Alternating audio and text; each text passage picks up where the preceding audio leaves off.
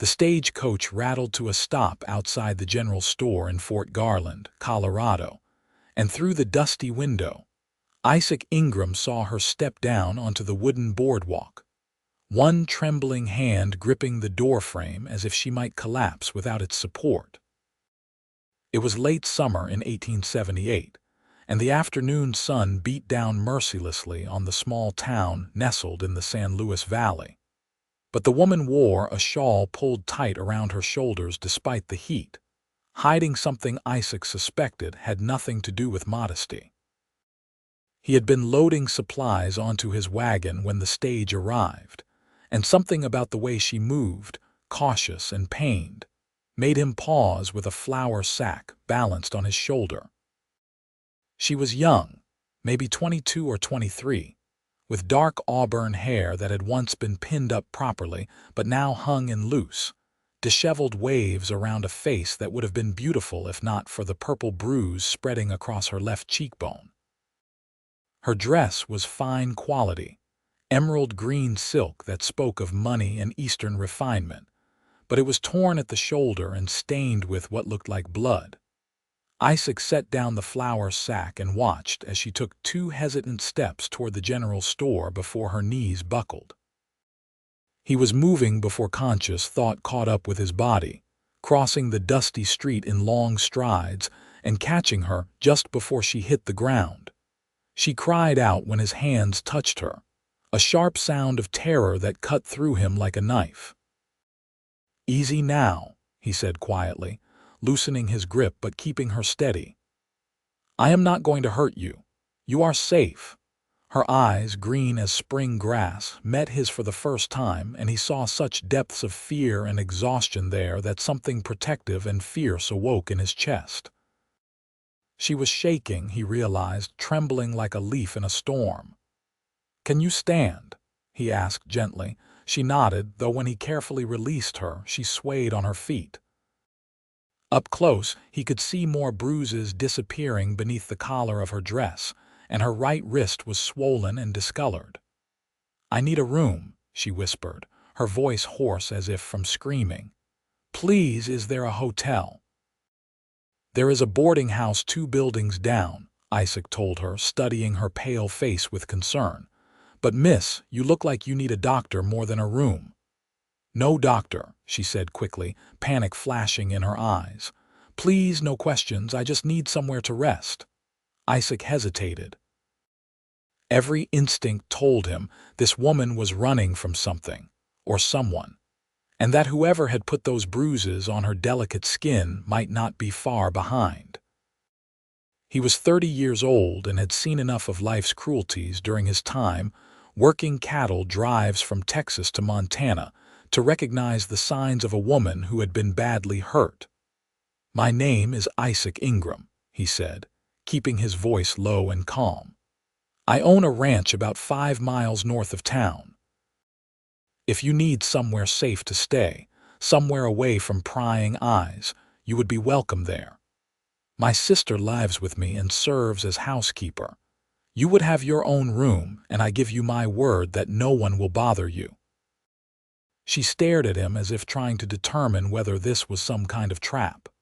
Her eyes searched his face, looking for deception, for threat, for whatever horrors she had apparently learned to expect from men. "Why would you help me?" she asked finally. "You do not even know me." "I know enough," Isaac said simply. "I know someone hurt you, and I know you are afraid. That is all I need to know." Tears welled in her eyes, but she blinked them back fiercely. "I have no money to pay you. I did not ask for payment." She wavered, clearly torn between desperate need and ingrained caution. Isaac waited patiently, letting her make the decision in her own time. Around them, the town was coming alive with late afternoon activity. A few curious glances were already being thrown their way, and he could see her noticing this, her shoulders hunching as if she wanted to disappear. "All right," she whispered finally. "Thank you." Isaac nodded and gestured toward his wagon, still half loaded with supplies. "Let me finish loading up and we will head out. You can wait in the shade there if you like." She followed him to the wagon and sank gratefully onto a bench outside the general store, keeping her head down and her shawl pulled tight. Isaac worked quickly, his mind racing with questions he knew better than to ask. As he loaded the last of the supplies, he caught sight of Sheriff Morrison standing outside his office, watching them with interest. The sheriff was a good man, honest and fair, but Isaac had a feeling that involving the law right now would only frighten his unexpected guest further. He gave Morrison a brief nod and helped the woman up onto the wagon seat, noting how she winced when his hand brushed her ribs. "What is your name?" he asked as he climbed up beside her and took the reins. She was quiet for so long he thought she might not answer. Then, in a voice barely above a whisper, she said, "Rose Fletcher." "Well, Rose Fletcher, let us get you somewhere you can rest." The ride to the ranch took nearly an hour, and Rose spent most of it in silence, her hands clenched in her lap, her eyes scanning the horizon as if expecting pursuit at any moment. Isaac did not press her for conversation, instead focusing on driving the team and occasionally pointing out landmarks, keeping his voice low and unthreatening. The Ingram Ranch sprawled across several hundred acres of good grazing land, backed up against the foothills of the Sangre de Cristo Mountains. It was not the biggest spread in the valley, but Isaac had built it up carefully over the past 8 years, running quality cattle and breeding some of the best horses in southern Colorado. The ranch house itself was a solid 2-story structure he had built with his own hands, with a wide front porch and real glass windows that had cost him a fortune to have shipped from Denver. As they pulled up to the house, a woman came out onto the porch, wiping her hands on her apron. Isaac's sister, Iris, was 28 years old, with the same dark hair and blue eyes as her brother. She took one look at Rose's battered face, and her expression hardened. "Dear God in heaven," she breathed, hurrying down the steps. "Isaac, what happened?" "I found her stepping off the stage in town," Isaac said, jumping down and moving to help Rose from the wagon. "She needs a safe place to stay." Iris was already reaching up to take Rose's hand, her touch gentle but sure. "Come inside, dear. Let me get you cleaned up and into bed. You look ready to collapse." Rose allowed herself to be led into the house, though Isaac noticed she kept glancing back at him as if to make sure he was still there, still between her and whatever dangers lurked in her mind. He followed them inside, carrying Rose's small carpet bag, the only luggage she seemed to possess. The interior of the house was warm and welcoming, with handmade furniture and colorful rugs scattered across polished wood floors. Iris guided Rose to a bedroom on the ground floor, a comfortable space with a large bed covered in a quilt and lace curtains at the window. "Isaac, fetch some warm water and clean cloths," Iris ordered, already helping Rose ease down onto the edge of the bed.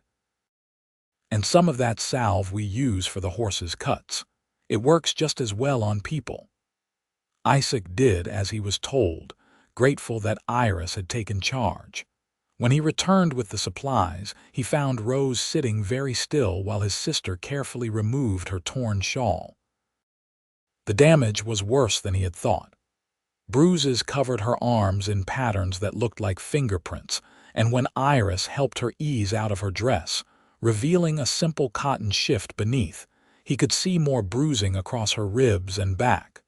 "Who did this to you?"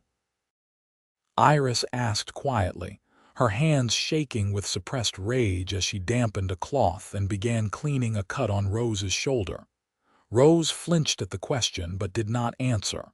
Isaac found himself speaking instead, his voice coming out rougher than intended.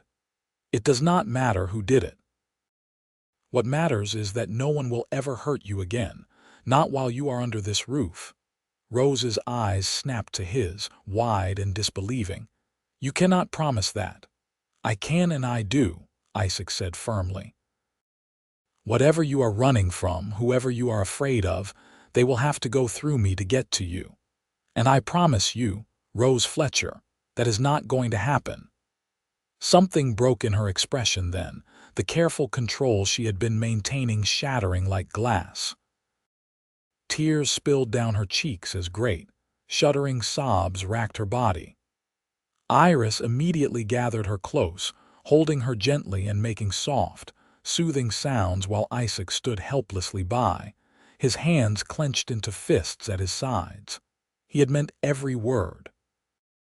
Looking at this broken, frightened woman, he felt something shift inside himself, some fundamental reordering of priorities.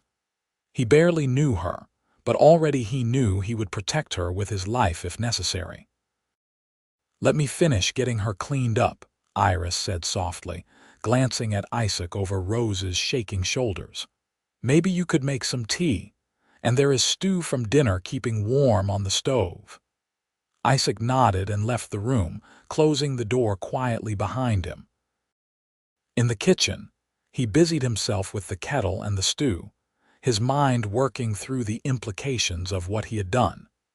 He had brought a stranger into his home, a woman clearly running from trouble without knowing anything about her situation. It was reckless and potentially dangerous, but he could not bring himself to regret it. By the time Iris emerged from the bedroom nearly an hour later, he had tea steeping and stew ladled into bowls.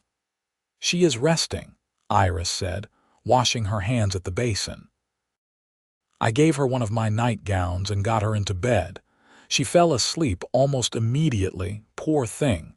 She is completely exhausted." "What is the extent of her injuries?" Isaac asked. "Bad bruising all over her torso and arms, a few cuts that will heal cleanly enough, and I think her wrist might be sprained. Nothing that looks serious enough to need a doctor, thank God, though she flinches at even the gentlest touch." Iris fixed him with a sharp look. "She has been beaten, Isaac." "Beaten badly and repeatedly from the look of the bruises. Some are fresh, but others are older, fading to yellow and green." Isaac felt his jaw clench so tight it ached. "Did she say anything about who did it?" "No, I did not press her." Iris sat down at the table with a heavy sigh. "She did say one thing, though, when I was helping her into the nightgown. She said, 'He will come looking for me. He always finds me.'" The words sent a chill down Isaac's spine.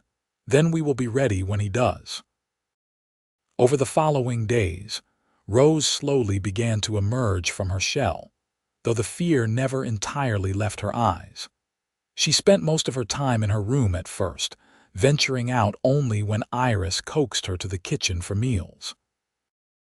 Isaac made a point of keeping his distance, not wanting to frighten her with his presence, but he caught glimpses of her now and then, standing at the window looking out at the mountains, or helping Iris with simple tasks around the house. She was beautiful, he found himself thinking at odd moments. Even bruised and frightened, there was something captivating about her, a natural grace in the way she moved, an intelligence in her green eyes that suggested depths he wanted to explore. It was Iris who finally got the full story out of her, nearly a week after her arrival. Isaac was in the barn tending to a mare with a stone bruise when his sister came to find him, her face pale and drawn. "You need to hear this," she said simply. They found Rose in the kitchen, staring into a cup of tea. She looked up when they entered, and Isaac saw resignation in her expression, as if she had been expecting this moment. "I suppose you deserve to know what you have gotten yourselves into," she said quietly. Isaac pulled out a chair and sat down across from her, keeping the table between them to give her space. "Only if you want to tell us. You do not owe us your story." "I do, though," Rose insisted. "Because he is going to come for me, and when he does, you need to know what kind of man you are dealing with." She took a shaky breath and began to speak. The story that emerged was one of horror and survival. Rose had been born in Boston to a wealthy merchant family, the only daughter among 3 sons. When she was 21, she had been courted by a man named Charles Whitmore, the son of her father's business partner. He had been charming and attentive, and her parents had been thrilled by the match. They had married in the spring of 1877, and within weeks, Rose had discovered the monster hiding beneath Charles's polished exterior. He was controlling and possessive, flying into rages over the smallest perceived slight. The first time he hit her, he had broken down weeping afterward, swearing it would never happen again. But of course, it had. Again and again, each time followed by tearful apologies and promises to change, Rose had tried to leave him twice. The first time, he had found her at her parents' house and convinced them that she was suffering from hysteria, that she needed to come home where he could care for her. The second time, he had tracked her to a friend's house in New York and beaten her so badly she could not walk for a week. "He told me if I ever tried to leave again, he would kill me," Rose said, her voice hollow. "And I believed him. I saw it in his eyes. He meant it." "Then how did you get away?" Iris asked gently. "He had business in Chicago. He was supposed to be gone for 2 weeks. I took the opportunity. I had been hiding money for months, little amounts he would not miss, and I had a friend who helped me get papers under a false name. I took a train west, and then a stage, changing routes randomly so he could not follow my trail. I thought if I could just get far enough away, if I could disappear into the frontier." She trailed off, shaking her head. "But he will find me. He has money and connections. He will not stop looking." Isaac felt a cold fury settling in his chest. "Let him come. He will not take you anywhere." "You do not understand," Rose said desperately. "Charles is not some common brute. He is educated, well-connected, wealthy. He knows how to present himself as the concerned husband looking for his troubled wife. He will have the law on his side." "Not out here, he will not," Isaac said firmly. "This is not Boston. In Colorado, a man's word is measured by his actions, not his bank account. And any man who puts his hands on a woman in violence is no man at all in my eyes." Rose looked at him as if seeing him clearly for the first time, and something in her expression made Isaac's heart beat faster. It was not love, not yet, but it was the beginning of trust, fragile and precious as spring ice. The weeks that followed fell into a comfortable rhythm.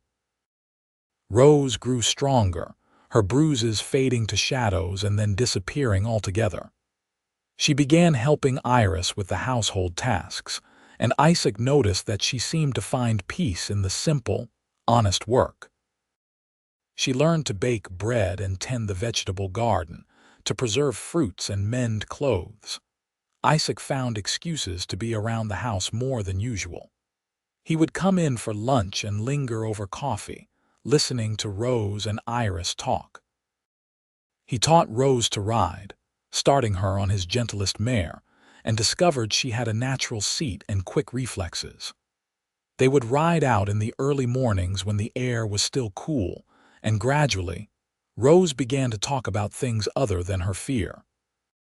She told him about growing up in Boston, about her love of books and music, about the dreams she had once had before Charles had crushed them. In turn, Isaac shared his own story, how he and Iris had lost their parents to cholera when he was 22, how he had taken his small inheritance and headed west to build something of his own, how the ranch had become his entire world. "It must be lonely sometimes," Rose observed one morning as they watched the sunrise paint the mountains gold and pink. "It was," Isaac admitted, "but it does not feel that way anymore." She glanced at him, color rising in her cheeks, and Isaac felt his own face warm. He had not meant to be so transparent with his feelings, but there it was, hanging in the air between them. "Isaac," Rose began, then hesitated. "You do not have to say anything," he said quickly. "I know you have been through something terrible. I do not expect anything from you." I just want you to be safe and happy." "That is just it," Rose said softly. "You have given me both of those things, and I do not know how to repay you. There is nothing to repay. Helping you has not been a burden, Rose, it has been—" He searched for the right word. "It has been a privilege." She looked away, but not before he saw tears glittering in her eyes. "I do not deserve your kindness." "Everyone deserves kindness," Isaac said firmly, "especially those who have been shown cruelty." As summer faded into autumn, the fear that had haunted Rose's eyes began to ease, replaced by something tentative and hopeful. Isaac found himself falling for her more deeply with each passing day. It was in the little things. The way she laughed at his terrible jokes, the concentration on her face when she was working on a difficult task, the gentle way she spoke to the horses and the ranch dogs that had adopted her as their own. He was careful not to push, never touching her without invitation, always keeping a respectful distance. But there were moments when their hands would brush while passing plates at dinner, or when she would rest her hand on his arm while they walked, and he felt the spark of connection between them grow stronger. It was Iris who finally called him out on his feelings. They were in the barn one evening, settling the horses for the night, when his sister fixed him with a knowing look. "You are in love with her," she said bluntly. Isaac considered denying it but saw no point. "Is it that obvious?" "Only to someone who knows you as well as I do," Iris said with a small smile. "And I think she cares for you too, though she is afraid to let herself feel it." "She is afraid of everything," Isaac said quietly. "And who can blame her? Her husband is still out there, still looking for her. Until that is resolved, how can she move forward? You could marry her," Iris suggested. "If she were married to you legally, Charles would have no claim on her."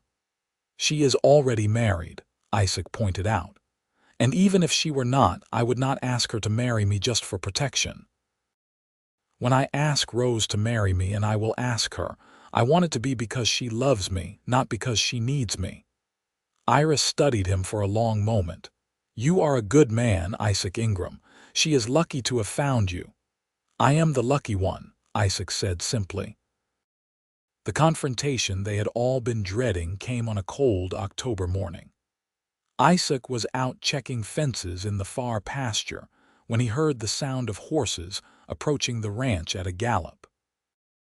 Something about the urgency of the hoofbeats made him abandon his work and ride hard back toward the house. He arrived to find 3 men on horseback in front of the house. One of them, tall and impeccably dressed despite the long journey, could only be Charles Whitmore.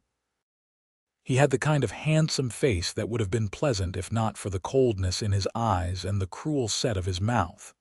Rose stood on the porch, her face white as bone, with Iris beside her. Isaac could see his sister had a rifle in her hands, held loosely but ready. "Rose," Charles was saying, his voice smooth and reasonable. "Darling, I have been so worried. Come now, it is time to stop this foolishness and come home." "I am not going anywhere with you," Rose said, her voice shaking but determined. Charles's expression hardened. "You are my wife. You belong with me. These people have no right to keep you here against your will." "I am here of my own will," Rose said, "and I am not leaving." Isaac dismounted and strode toward the porch, positioning himself between Charles and the women. "The lady has made her position clear. I think it is time you left." Charles looked him up and down with barely concealed contempt. "And who are you?" "Isaac Ingram. This is my ranch and Rose is my guest, and like she said, she is not going anywhere." "You have no legal authority to keep my wife from me," Charles said coldly. "I could have the sheriff here within the hour." "Then let us go talk to the sheriff," Isaac suggested. "I am sure he would be very interested to hear about those bruises Rose showed up with, the ones that looked like someone had beaten her within an inch of her life." Something dangerous flashed in Charles's eyes. "My wife is prone to hysteria. She injured herself and then concocted wild stories. It is an illness, you understand. She needs proper care. I am not hysterical, Rose said, her voice stronger now. And I am not going back to you, Charles. I would rather die. That can be arranged, Charles said, his mask of civility finally slipping. Isaac took a step forward, his hand resting on the revolver at his hip. I think you had better leave now before this gets ugly. The two men with Charles shifted in their saddles, and Isaac recognized them for what they were. Hired guns, probably brought along to intimidate or, if necessary, to take Rose by force. I am not leaving without my wife, Charles said flatly. Yes, you are, said a new voice. Everyone turned to see Sheriff Morrison riding up, followed by two deputies. The sheriff was a big man, gray-haired and weathered with sharp eyes that missed nothing. Sheriff, Charles said, his pleasant mask sliding back into place. Thank God you are here. This man has been keeping my wife from me. I need you to help me take her home. Morrison looked at Charles, then at Rose, then at Isaac. That true, Miss Fletcher? You being kept here against your will? No, Sheriff, Rose said clearly. I came here of my own choice, seeking refuge from my husband. He beat me repeatedly during our marriage, and I feared for my life. These people took me in and protected me. She is lying, Charles said smoothly. She is unwell. She does not know what she is saying. She looks pretty clear-headed to me, Morrison observed. And I had an interesting conversation with a marshal up from Denver last week. Seems there have been some inquiries made about a Charles Whitmore, wanted for questioning in connection with the suspicious death of his first wife back in Philadelphia. Fell down the stairs, they said, but the coroner had some doubts. The color drained from Charles's face. That is absurd.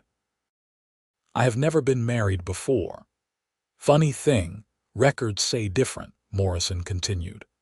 Now, I think you and your friends need to mount up and ride out of my county, and if I see you around here again, I will be forced to detain you while I sort out these questions about your past. Charles's hand moved toward his coat, and everything happened very fast. Isaac drew his revolver with practiced speed, training it on Charles's chest. The two hired guns reached for their weapons, but Morrison and his deputies were faster, covering them with rifles.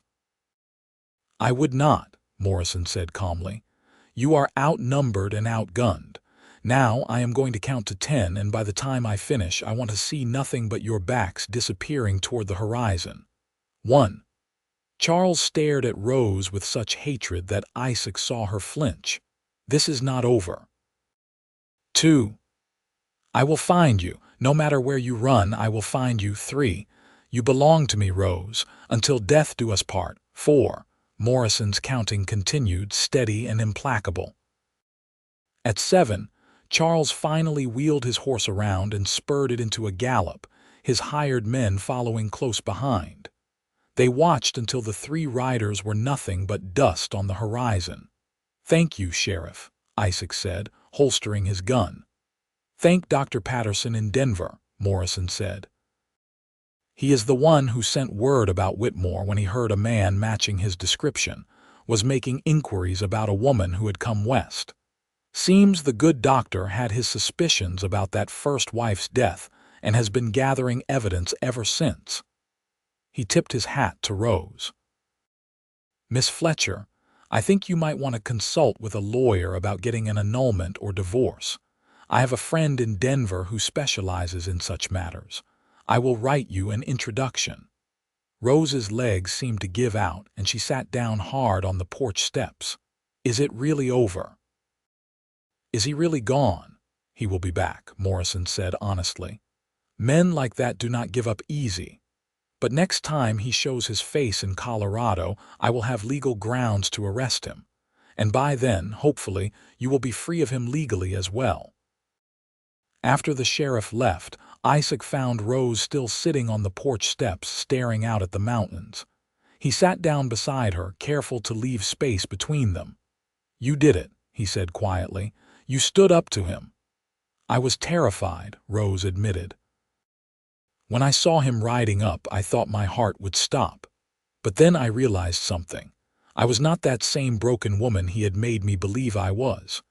These last months here with you and Iris, I have remembered who I really am, and that person is not going back to that life. Not ever. You are the bravest person I know, Isaac said. She turned to look at him, and for the first time since he had known her, there was no fear in her eyes, only warmth and something deeper that made his breath catch. Isaac, I need to tell you something. What is it? I think I am falling in love with you, she said softly. I know I should not. I know I am still married and damaged, and I have so much I need to sort out, but I cannot help it. You have been so kind, so patient, and somewhere along the way, my heart decided it was yours. Isaac felt like the sun had suddenly come out from behind clouds. Rose, I have been in love with you since the day I caught you falling outside the general store. I know the timing is complicated, and I know you have things you need to resolve, but I will wait. However long it takes, I will wait. She reached out and took his hand, lacing her fingers through his. It was the first time she had initiated physical contact, and Isaac held very still, afraid to break the moment. Will you kiss me? She asked, her voice barely above a whisper. Are you sure? I need to know that a kiss can be something different than what I have known. I need to know it can be gentle and given freely, not taken by force. Isaac lifted his free hand slowly, giving her time to pull away, and cupped her cheek. Her skin was soft and warm beneath his palm. He leaned in gradually, watching her eyes, and when their lips finally met, it was the softest, sweetest contact he had ever experienced. The kiss lasted only a moment, but it changed everything. When they pulled apart, Rose was crying, but she was smiling too. That was perfect, she whispered. That was exactly what I needed. The winter that followed was the happiest of Isaac's life. Rose traveled to Denver with Iris as chaperone and met with the lawyer Sheriff Morrison had recommended. The process of securing a divorce was complicated by Charles's attempts to block it, but the evidence of his violence and the questions surrounding his first wife's death worked in Rose's favor. The lawyer assured them it was only a matter of time. Charles tried twice more to approach Rose, but both times, Sheriff Morrison's deputies were ready. The second time, Morrison arrested him on a warrant from Philadelphia, and Charles was extradited back east to face questions about his first wife's death. In his absence, Rose bloomed like a flower given water after a drought. She laughed more, smiled freely, and began to speak about the future with hope rather than fear. She and Isaac spent long evenings by the fire, talking about everything and nothing, learning each other's hearts. Isaac was careful to respect the boundaries of propriety, knowing that Rose was still technically a married woman. But there were stolen kisses in the barn, hands held under the table during meals, and a growing sense of rightness that told him this woman was meant to be his partner in all things. When spring came, bringing the news that Rose's divorce had been finalized and that Charles had been convicted of murder and sentenced to life in prison, Isaac knew it was time. He asked Iris to help him plan the perfect proposal, and his sister threw herself into the task with enthusiasm. He chose a spot high in the foothills where wildflowers carpeted the meadows and the view stretched for miles. They rode up on a Sunday morning in April, the air sweet with the scent of pine and new growth. Isaac had packed a picnic, and they sat on a blanket eating Iris's fried chicken and fresh bread while the horses grazed nearby. Rose, Isaac said when the meal was finished and they sat watching clouds drift across the bright blue sky, I have something I want to ask you.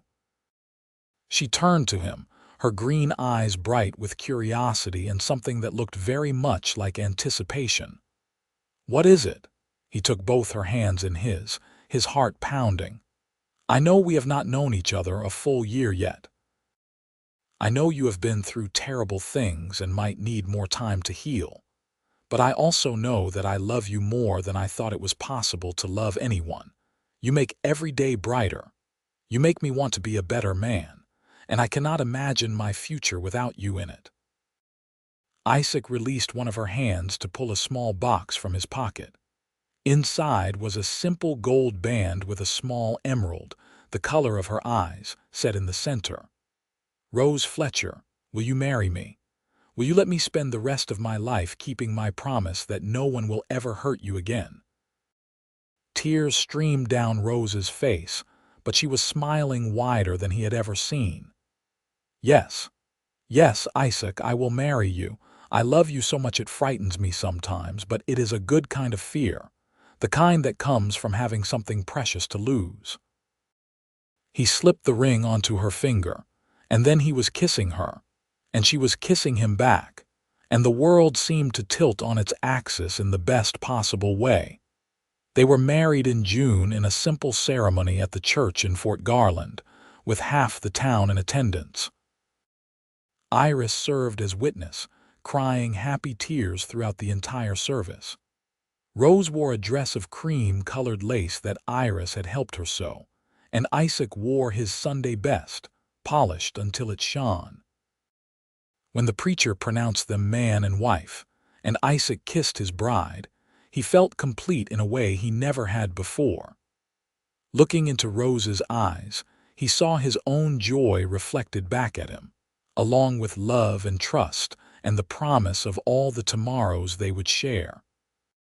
The wedding breakfast was held at the ranch, with tables set up in the yard and enough food to feed an army.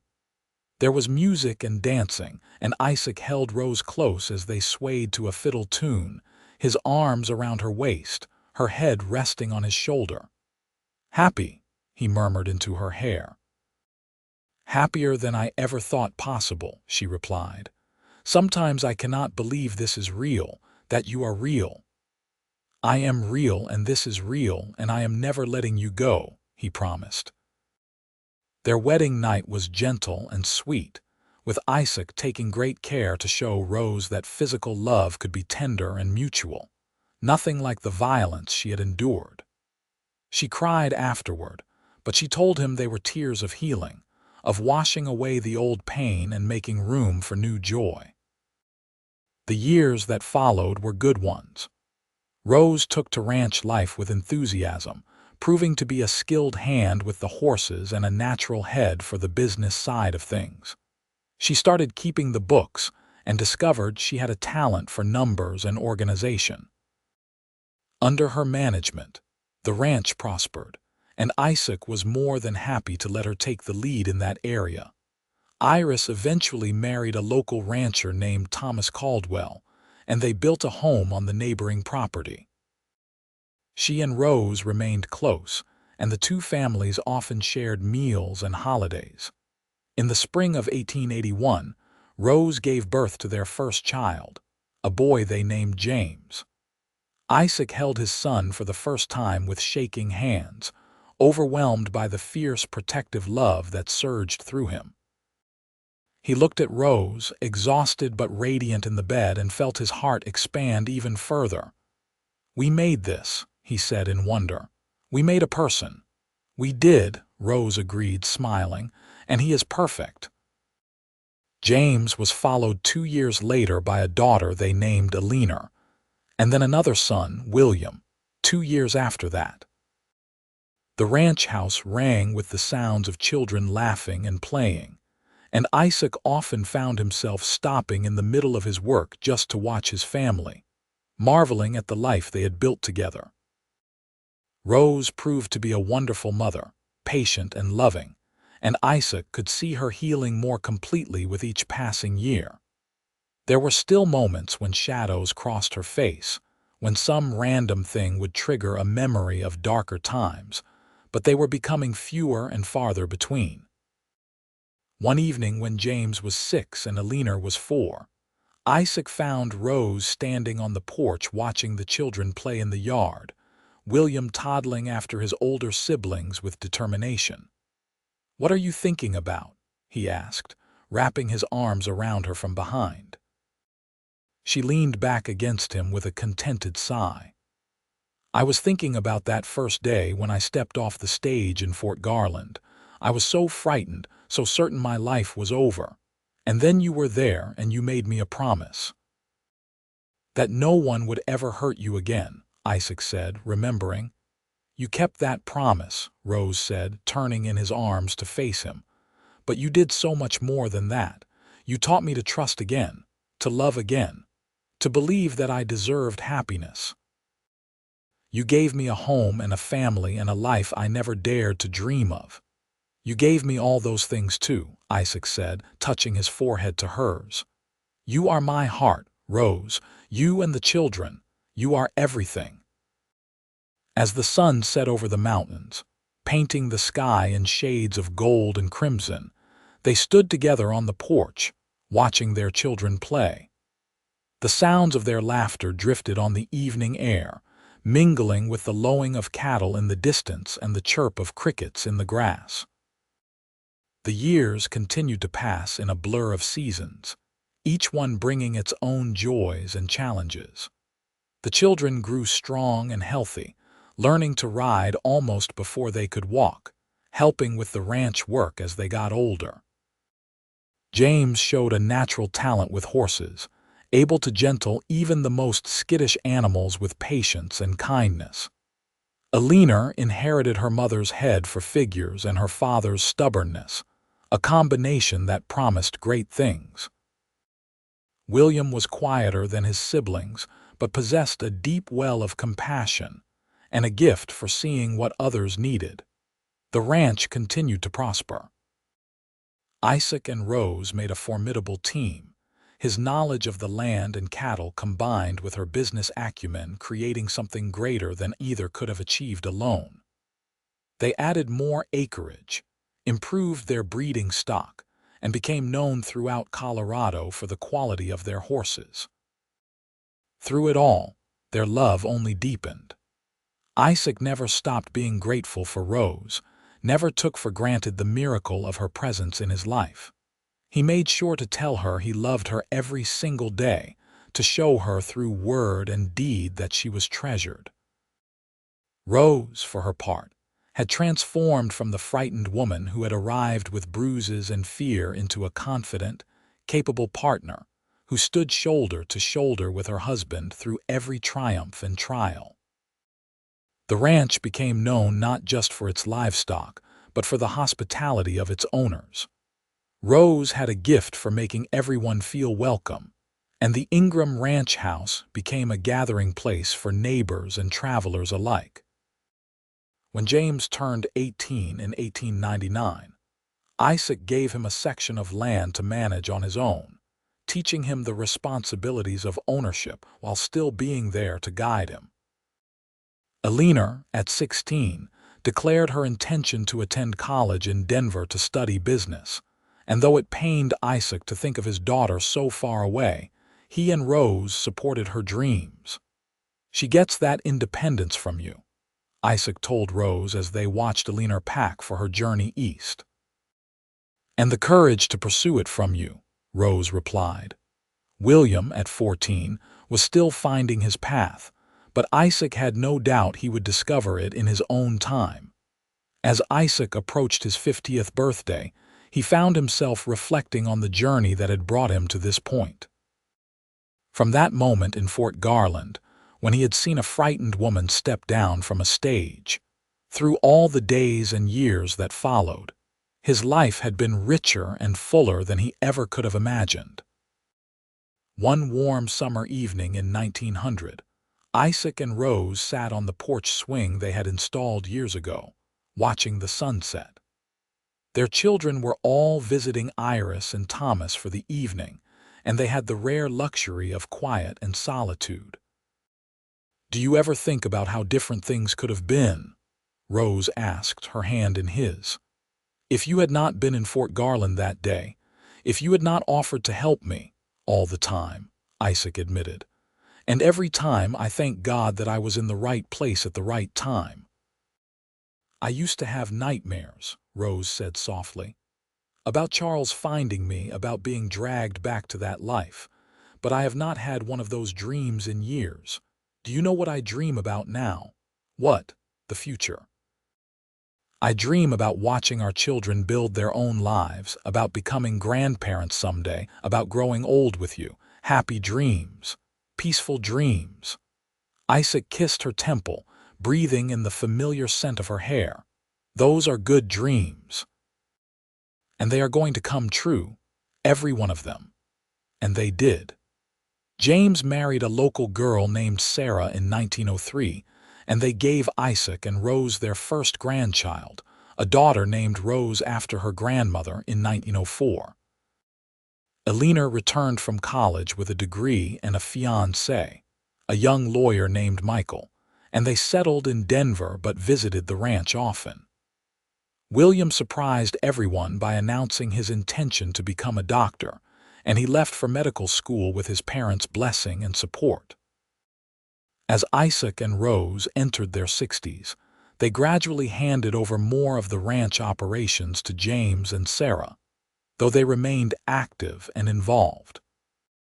Isaac loved nothing more than taking his grandchildren riding, teaching them the same lessons his father had taught him about the land and the animals. Rose spent her days tending her garden, which had grown into a spectacular array of flowers and vegetables, and writing letters to their far-flung children and grandchildren. She had taken up painting in her later years, and had a surprising talent for capturing the beauty of the landscape around them. On their 30th wedding anniversary in 1909, their children and grandchildren gathered at the ranch for a celebration. As Isaac stood with Rose by his side, surrounded by the family they had created together, he felt a profound sense of completion and gratitude. "I would like to say a few words," he announced when dinner was finished and everyone had gathered in the parlor. The room fell quiet, and all eyes turned to him. Isaac looked down at Rose, seeing the lines that time and laughter had etched around her eyes, the silver threads in her auburn hair, and loved her more deeply than ever. "30 years ago, I made a promise to your mother," he said, addressing the whole room but speaking really to her. "I promised her that no one would ever hurt her again. It was a promise I made with my whole heart, and I have spent every day since trying to keep it.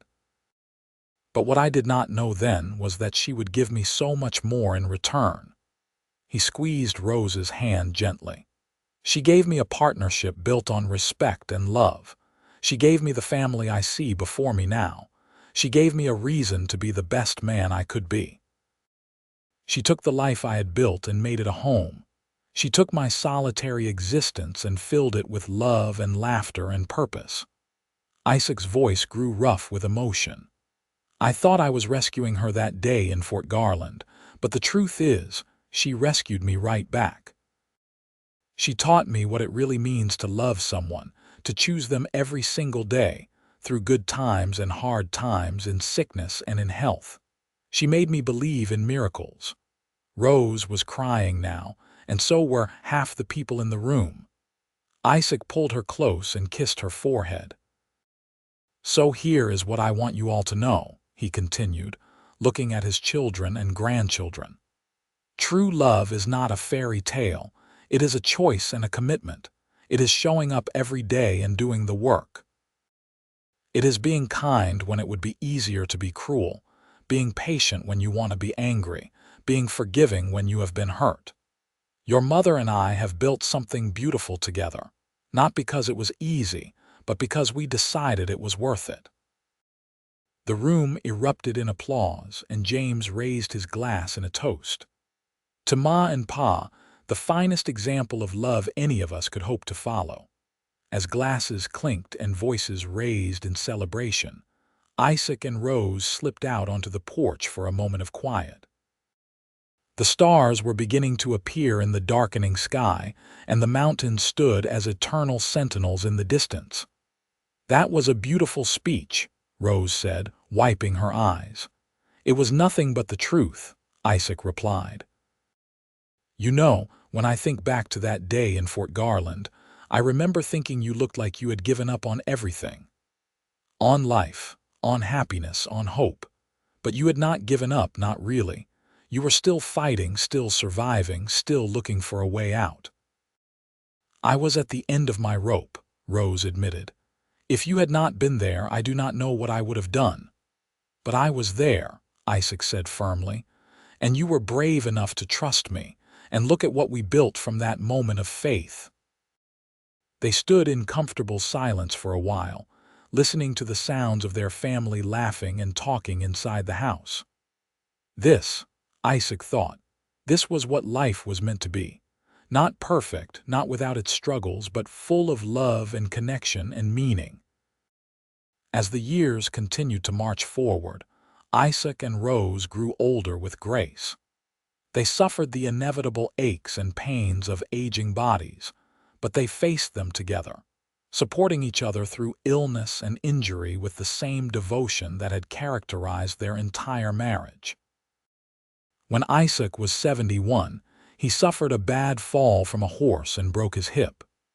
It was Rose who nursed him back to health, patient and determined, just as he had once offered her sanctuary and protection. He joked that turnabout was fair play, but privately he marveled at the strength of this woman who had once seemed so fragile. "You are tougher than any cowboy I have ever known," he told her one evening as she helped him through his exercises. "I had a good teacher," she replied with a smile. "Someone once showed me that surviving is not enough. You have to live." By the time Isaac turned 75 in 1923, the ranch had been entirely turned over to James and his family, though Isaac and Rose still lived in the main house. They spent their days in peaceful retirement, taking short walks when Isaac's hip allowed, receiving visits from their ever-growing family, and simply enjoying each other's company. William had become a respected doctor in Denver and visited when he could, always bringing his wife and 3 children. Eleanor and her husband had made a fortune in real estate and had 4 children of their own. James and Sarah had expanded the ranch even further and had 5 children who were already showing signs of following in the family business.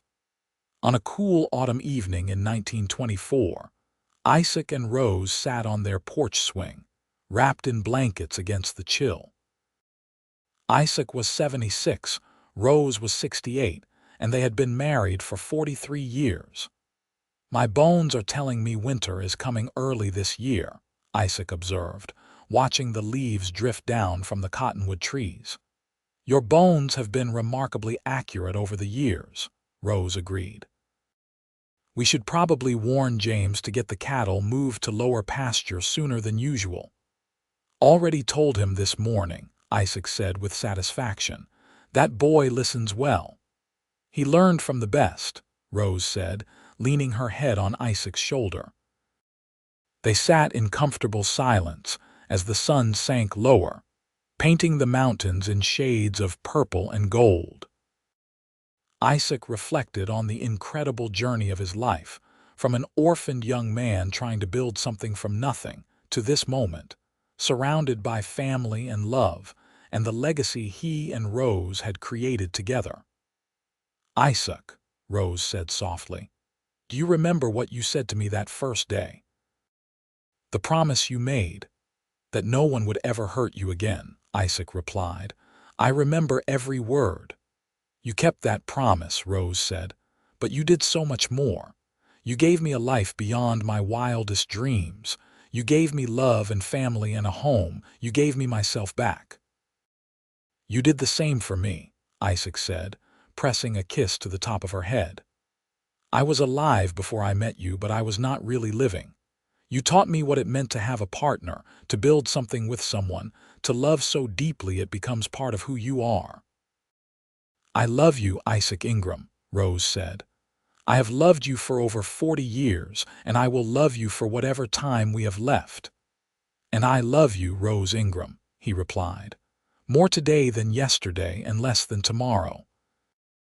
As the stars began to appear in the darkening sky, they remained on the porch swing, two souls who had found each other against all odds, who had built a life of love and purpose from a foundation of fear and pain. They had weathered storms and celebrated triumphs. They had raised children who were raising children of their own. They had created a legacy that would endure long after they were gone. The wind picked up, carrying the scent of pine and coming snow, and Isaac pulled the blanket tighter around them both. Inside the house, he could hear James and Sarah getting dinner ready, could hear the voices of grandchildren who had stopped by for a visit. This was his life, full and rich and meaningful. "Come on," Rose said eventually, stirring in his arms. "Let us go inside. It is getting cold out here." Isaac helped her to her feet, his movements slower and stiffer than they once were, but still steady. They walked inside together, hand in hand as they had walked through life together, partners in all things. That winter was indeed harsh, as Isaac's bones had predicted, but the Ingram family weathered it as they weathered everything, together. When spring finally came, melting the snow and bringing new life to the valley, Isaac and Rose celebrated their 44th wedding anniversary surrounded by children, grandchildren, and even a few great-grandchildren. Isaac lived to see his 80th birthday in 1928, a remarkable age for a man who had lived the hard life of a rancher. Rose was 72 and still bright-eyed and sharp-minded, though her body was beginning to slow down. They spent their days quietly now, content with simple pleasures, watching the sunrise, tending Rose's flower garden, telling stories to their great-grandchildren about the old days. On a warm June evening in 1929, Isaac and Rose sat on their porch as they had done thousands of times before. The setting sun painted the mountains in brilliant colors, and the air was sweet with the scent of roses from the garden Rose had tended for over 40 years. "It has been a good life," Isaac said, his hand clasped in Rose's. "The best life," Rose agreed. "I could not have asked for more." "No regrets?" Isaac asked.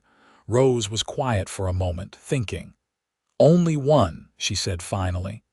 "I regret the years I lost to fear before I found you, but even those years had their purpose. They taught me to recognize true goodness when I found it. They made me appreciate the gift of your love even more. Everything we have been through, good and bad, brought us to where we are now," Isaac said. "And I would not change a single moment if it meant I could be sitting here with you, surrounded by the family we created, knowing that our love will continue on through our children and their children." As the last light faded from the sky and the stars began to appear, Isaac and Rose remained on their porch, two hearts beating as one, two souls intertwined so completely that neither could say where one ended and the other began. They had started their journey together with a promise made in the face of fear and pain.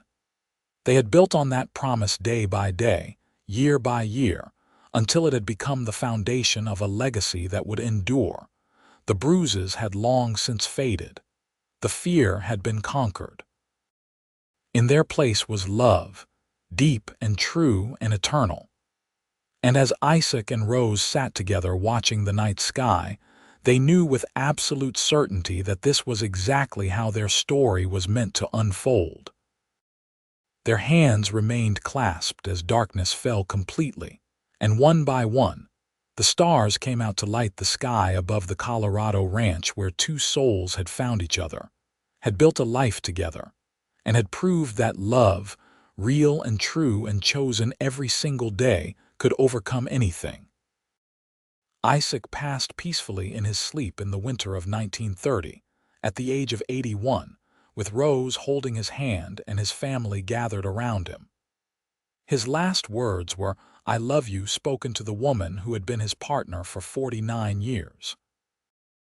Rose lived another 5 years, surrounded by the love of her children and grandchildren, tending her garden and keeping Isaac's memory alive through the stories she told.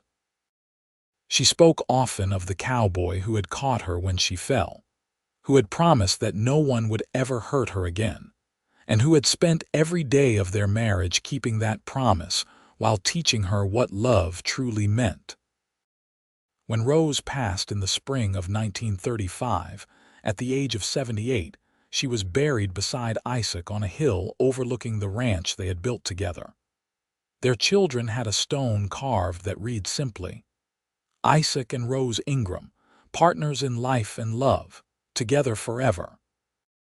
The ranch remained in the family, passed down through generations, each one adding their own chapter to the story while honoring the foundation that Isaac and Rose had laid.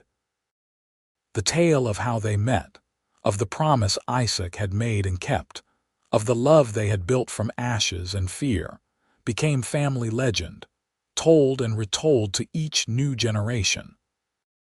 And on warm summer evenings, when the sun sets over the Sangre de Cristo Mountains and paints the sky in gold and crimson, some say you can still see two figures sitting on the porch of the old ranch house, hand in hand, watching the stars come out together, their love eternal as the mountains themselves.